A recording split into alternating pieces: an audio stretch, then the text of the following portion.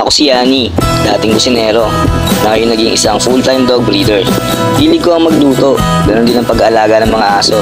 Pero ang isa sa mga nagpapasaya sa akin, ang magmotor at pupunta sa magagandang lugar. Kaya tara, samahan niyo ako.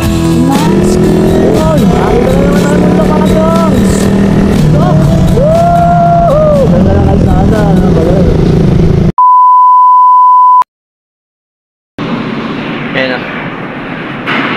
Dito na tayo sa parking ng UP Town. Ang ganda ng parking nila oh. Hindi siya ganun hindi siya ganun ka-crowded. Sobrang ayan, dahil luwag pa ng parking oh. Ang gandun pa, di ba? So, ang ganda ng parking nila dito. So, tara, pasok tayo. Hanapin na natin yung hahanapin natin para dire-diretso na tayo. Na tayo. Alam niyo ba mga chong, first time ko lang dito makakapasok. Oh, peri-peri. Tuan-tuan. Ngayon wala napasok to. Rico's Thai Barbecue. Marugami Udon. Kumoris. Ay, mesa oh. May mesa pala rito. Nanggaling ako dyan mga chong. SM Fairview branch ako noon. SM Fairview branch. Oh, Any Fitness, meron din dito. Sa parking, goods na ako sa parking. Mapagkakatiwala ako na si King Yani. Pero tingnan na natin yung muna yung yung pupunta nating spot.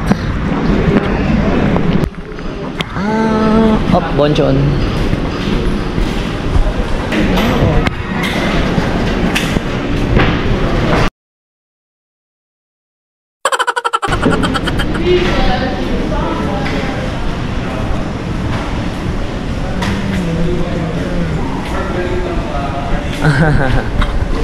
Ito yung parking. Yung parking nila. Saan ako malapit dapat? Check natin, tingnan natin. Mas malapit ata dito.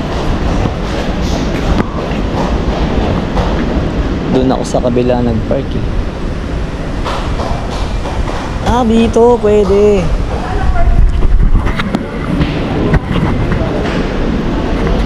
So yun, dito tayo banda dapat magpa-park. Okay na, nakita ko na yung spot natin. All goods na tayo, tara uwi na tayo. Ganda ng parking nila dito, no? Ayun, no, wala ng parking nila. So may pinuntan lang ako, may sinipat lang ako doon. Ay, magtatanong ako sa guard. So saglit lang mga chong.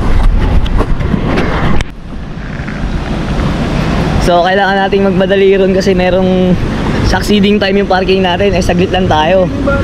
So bilisan natin. Diyan ako magpa-parking sa susunod oh. So mas malapit ako dito. Nakita ko na yung spot na pupuntahan ko. Goods na ako doon. Kaso ang pag-uusapan na lang siguro namin nung ni boss parang doon sa sa rate ng motor. So sa sahod ko naman, maganda naman yung sahod ko diyan. Pero yung sa rate ng motor, tingnan natin kung gaano ka dagsa yung kasi pwede ako mag-deliver kasi mga chong eh. So mas gusto ko yun kasi pwedeng magkaroon ka ng tip doon. Alam niyo yun, yung ting magdi-deliver, sakto mga subdivision yun nasa paligid nito.